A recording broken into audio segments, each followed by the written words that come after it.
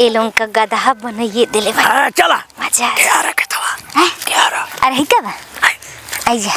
हां तू जा इनिए किनिए बा तू जा अमन खाना थे जा हम बनी इनिए आप लोग खनी सेरा बैठ जा सो पूरा बराबर खाना सो खनी खन ए बाबूजी अरे तक कटक खन खन कपर कपर खन चूतिया लोग सरवम पा जाए के तब बोलोरो लेवे के सरबा मन बुझाई खन खन कहां सरवा कइले मसरे बुढ़वा का सरवा कितना जांग रहे के खनी जा हमरे त एकदम उ हो गइल बाकी कम मिल जा तू लेबू तो तू खनवा ना। हां एकदम पत्थर की बाबूजी मत बोलो के मत बोल बाबूजी पाई जाल जाई तो के बतइबे ना कल कहते ना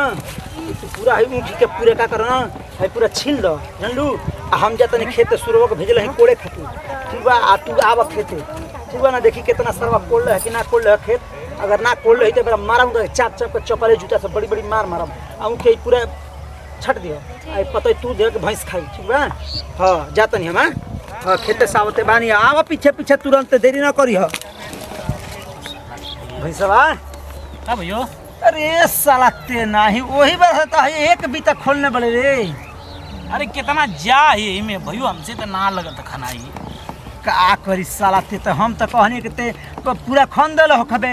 हां ते बतावा का बैठल बड़े जगह चियार के इने उने के में पड़ जात न तना का खतर लागत रे साला ते ढिड़ाल में हेरारू भइल बड़े अब सारे खेत कोड़े खातिर कौन दिमाग लगाई सारे पैसा है ना हर बैल लगाई अब कौन दिमाग लगाई गांव में जानता बड़े एक से एक दुश्मन बने चारी ओर से बोई गल हां ट्रैक्टर वो बनाई ना बैलवे हरवे आवे दिया से कौनो बतियावत हो का बोल देना कि हमसे तो ना भैया तू खानो तनी से खन्नु ए सरवा हम सौरी ना खाना हम खुद जानते मेहरारू को संभारी की खेत संभारी डाल में दर्द रहता दिन रात हमारा बात सरवा तो नहीं का मेहरारू के संभालत आओ इन हो के बोला ले हो ई जानते नहीं पड़े ना कि हमरा पीछे पीछे ना है ना तंकर साया का डोरी ना बनाई हम खन्ना हां खन ते खन बोलैनी है कि हम ऐनी है ऊ है माने बोलैनी है ए सुरा सुनी के बात कही आप ये तो पाई भाई लौकत हो हां खेत कोड़ा जाए मगर राज के पता ना चले के चाहिए का बात है कैसे इस साल के नहीं देख लेना एक दिन टीवी में न्यूज में दिखावत रहे कि वो शिवलिंग खेतों में गाड़ दे लड़लस आ पूरा पंडित हर पे खातिर कहां से शिवलिंग ऊपर होला पूरा खेतवा कार्य करलस मंदिर बनावे खातिर आ पूरा पूजा पाठ करके कमास ते बुद्धि हमरा जरी आवत हो का ऐसा डाकी दुश्मनवा बहुत लालची हो बुढ़ावा हां एगो काम कर चोलू वालिया आ खन के गाड़ दी नहीं भैया से ना सरवा आई के सिखा दी बता दी जाके खबर दे दी तू कहियो ना खजाना हमारा खेत में बा और खजाना कोड़े के पावे के चक्कर में पूरा खेत में कोड़ दी हसा पैसा का आड़ी परे बड़े अलूगा पैसा का पैसा आ खेत कोड़ा जितना तोड़ दे दुखाई ना हमार दे दुखाई हाथ के मैल हाथे में रह जाई हाँ पूरा मटका में हाँ पूरा खोजिया सा तू सुनो तू ऐसे कहबू ऐसे कहे कि हमार मर्द दुगला हो हमार देवर दुगला हो हमार ससुर दुगला हो हमके ना माने न सन जाने न सन हमारा खेते में हमार बुढ़ऊ न कोड़ल आ कुड़ी के में हंडा गाड़ी हल मटकी में पूरा खजाना सोना चांदी बुढ़िया के सरफी हरे सरवा उहे सरफी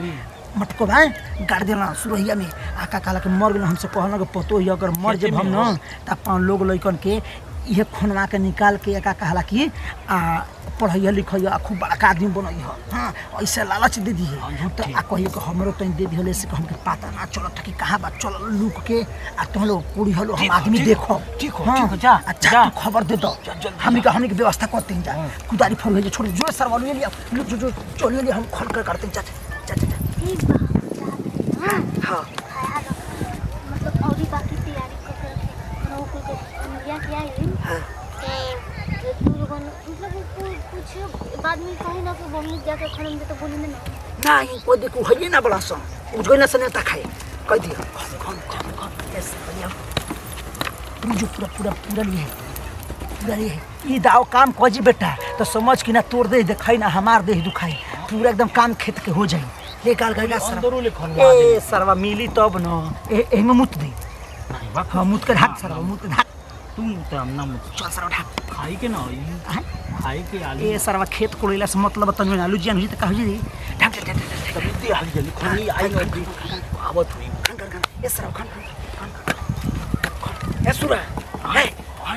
छोड़ दे कुदारी उठा छोड़ दीजिए हॉस्पिटल उठा अरे खाना तो अब तबे कही कि अब दे खाना भाम है हम खाना तो कहे के ना हमारे खेत में नहीं खून लड़ जी हां लड़ जी वो हम ना खाने दे ना खंड भी जब ढेर बरियाई कर ले के हां ला खून सर खून खून अगर हमारे खेत में से कुछ गायब हो गइल क्या दी चाहिए सरफी ये सारा बातें नहीं तो ना खून यहाँ से चले जैसे निकल कुदरिया छोड़ दे चल चल आप सुन बोले चल कुदरिया पाई तो आप खून यहाँ से ना छोड़ दे ना अरे ढूढ़ी में दूध भात खाईबा जानी बेल फसनर लगाईबा मजा आई। ए बाबू कैसन फुअर फुअर गाना गावेला हो? हाँ कुछ टेपो में गावत हो सतना फुअर गावत हो तो इतना फुअर गावल जाला? ते तो और दादा गइले हम का गनवा केसरिया गाना गावा चैता केसरिया का चैता में चनवा चमके के रउआ मशहूर बा अरे चैता में चनवा चमके के रउआ मशहूर बा निहुर के कटिहाए धनिया निहुर के कटिहाए धनिया जौआ में बड़का टूर बा निहुर के कटिहाए धनिया ए पतोया मजा आ गल कि ना एकदम हरियर हो गल ना करे जा एकदम जियरा शांति हो गल बड़ा चैता सुन क्या हो बाबू? का होता कारे गोरकी आ गईली ए राम खिलावन बोया भाई जो बैठा ए बाबूजी है ठीक है राम खिलौना बोरे काई हरिया कहाँ जात खिलौना ना खेसारी बहू है खेसारी बोई तो करना छोट पर हम खिलौना रहे तो खेसारी नाव रखल अरे कुछ हमन नाम ई कैसन आज हमन के नाइलिंग बाबू? अरे सुरुज नारायण पीरू से पछी गइला जान जाई है नाम है के खेसारी बालन ठीक बा बोला इतना हरामी हमको ना पूरा खानदानवा का कइना सो हैं का कइना सो जाननी है हमके कुल एक चीज ना दिहल चाहना कुल का ऐसा हो ना देवल चाहला सो आ जान तनी हमके पता चलल है और हमके पता नहीं रहला ससुरा हमार कौनो जमाना मंगरू दादा जान तनी हमके कौनो घरवा के माने न कुल नहीं हाँ। बा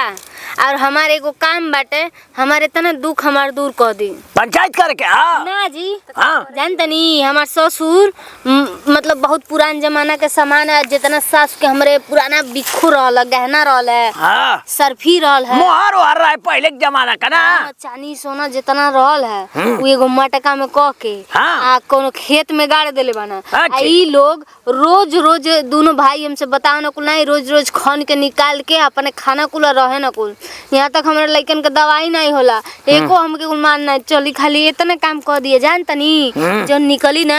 तो में से अधवा आपो ले ले आधवा हमके दे दे तो गुल खाला सो कवन ची तू आई ना कालू के निकाल के खाला सो कवन ची मटुकवा में से अरे मटकवा में हीरा मोती सोना चांदी बुढ़िया के सब गहना वही में बा ससुर मरे के टाइम में हमके कह के गने पतोहा जवन बा तो वही में बा आ निकाल के अपन लड़का बच्चा बड़ हो जाई तो वही से पढ़ैया ओके जियैया पता की आई कुल हमके ना बतावे हमको झूठ नहीं ना कुछ बोलत है अरे केवल सही है आजकल दुश्मन बहुत हमारे कहत है हम तो ना जाए क्यों निकाल के खाइबो कर सो मटुकवा ढेर बढ़ गया रह जानतनी ओमे इतना सोना चांदी के सिक्का बा ना हाँ हसुली बा और मंगलसूत्र पायल पूरा मोटका मोटका बोकान नियर ना हसुली बा इतना मोट मोट तो बुढ़िया के दिया जाए ना सही का जानतनी अब बेचाई तो करोड़ों के मालिक बन जाई हाँ तो खन जा चली जा हम कौन खेतवा में बतावत नहीं कौन खेतवा में? खेतवा में बा आ जाने हाय फाटल पहिरी न तब एकदम टंच मंच में पहिर के हाँ सही का ऐसे कह तब तू जा मन खन लेवे के जा तू जा बता दे कौन खेतवा चली चली बताओ तनी चल नहीं हो तू अबे जा कजिन ठक ठकाए लगी तो तू आ जेबू कुछ ना हो चला बतावा चल चल चले बात बाबू बुलवावत होई ए बाबूजी हे पत्थर की ताका जानबी तो जतना है हुआ ए बाबूजी भुलवाओ तुलवाओ नहीं खी ना रे हाँ पूरा एकर बाप पहले के चोर रहे पूरा लूट के रखले है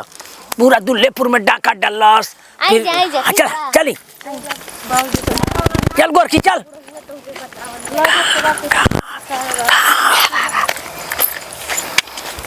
ये लोग का गधा बनाइए दिले भाई। हाँ चला। मजा आ क्या रहा कहता क्या रहा? अरे क्या बा आइजा हाँ तू जा। इन्हीं की अब तू जा। बा तू जा अमन खाना थे जा। हम बनी इन्हीं आप लोग खनी सेरा बैठ जा सो बुरा बराबर खाना सो। खनी खनी ए बाबूजी अरे ताक कटा का खन खन कपर कपर खन। और चूतिया लोग सरवम पा जाए कि तब बोलो लेवे के सरबा मन बुझाई खन खन कहाँ सरवा कैले मसरे बुढ़वा का सरवा कितना जांग रहे जल्दी खनी जा हमरे तो एकदम ऊ हो गइल बाकी कम मिल जाता। तू लेबू तो तू खनवावा ना। हाँ एकदम। पत्थर की बाबूजी मत बोलो के मत बोल बाबूजी पाई जा जाई तो के बतइबे ना कर ठीक है रे आलू आ हिरे मैया ये करीब वही के आलू निकल सका रे खनी जा ऊ कनियो बा खनी जा हम देख के आवत निके ने रख दे सब्जी के काम करी रख। हे राम जी अरे पत्थर की गड़बड़ा गई। अरे बाबू खनते ना ए